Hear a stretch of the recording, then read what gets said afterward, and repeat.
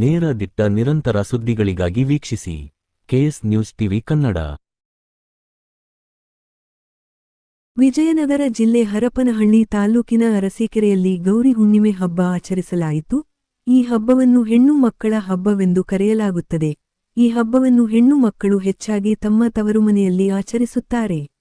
ಮೊನ್ನೆ ಬುಧವಾರದಂದು ಹಸುವಿನ ಸಗಣಿಯಿಂದ ಗುರುಜವ್ವನನ್ನು ಮಾಡಿ ಅದಕ್ಕೆ ಹೂವು, ಪತ್ರಿ, ಉತ್ರಾಣಿ ಕಡ್ಡಿ, ಬ್ರಹ್ಮದಂಡಿ, ಕೋಲಾಣಿ ಹೂವು, ವನಾರಿಕೆ ಹೂವಿನಿಂದ ಅಲಂಕರಿಸಿ ಪ್ರತಿಯೊಂದು ಬಾಗಿಲಿಗೆ ಸಣ್ಣ ಸಣ್ಣ ಗುರುಜವ್ವನನ್ನು ಮಾಡಿ ಇಡುತ್ತಾರೆ.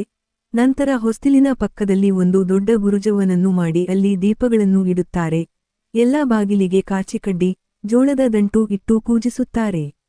ನಂತರ ಗುರುಜವ್ವಗೆ ಹೋಳಿಗೆಯನ್ನು ನೈವೇದ್ಯ ಮಾಡಿ ಕೋಲ ಶಾಂತೇಶ್ವರ ಸ್ವಾಮಿಯ ಮಠಕ್ಕೆ ಹೋಗಿ ಹೂವು, ಹಣ್ಣು, ಕಾಯಿ, ನೈವೇದ್ಯ ಎಲ್ಲವನ್ನೂ ಅರ್ಪಿಸುತ್ತಾರೆ.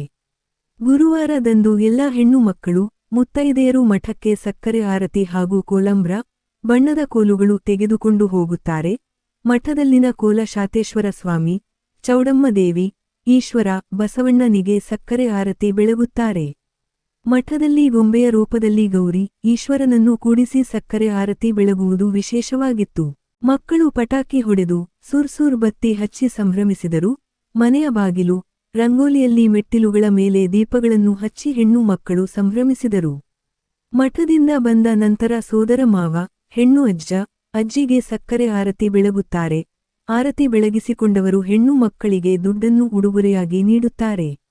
ಈ ರೀತಿಯಾಗಿ 2 ದಿನಗಳ ಕಾಲ ಗೌರಿ ಹುಣ್ಣಿಮೆ ಹಬ್ಬವನ್ನು ಆಚರಿಸಲಾಯಿತು. ವರದಿ: ಮಹೇಶ್ ಅರಸೀಕೆರೆ.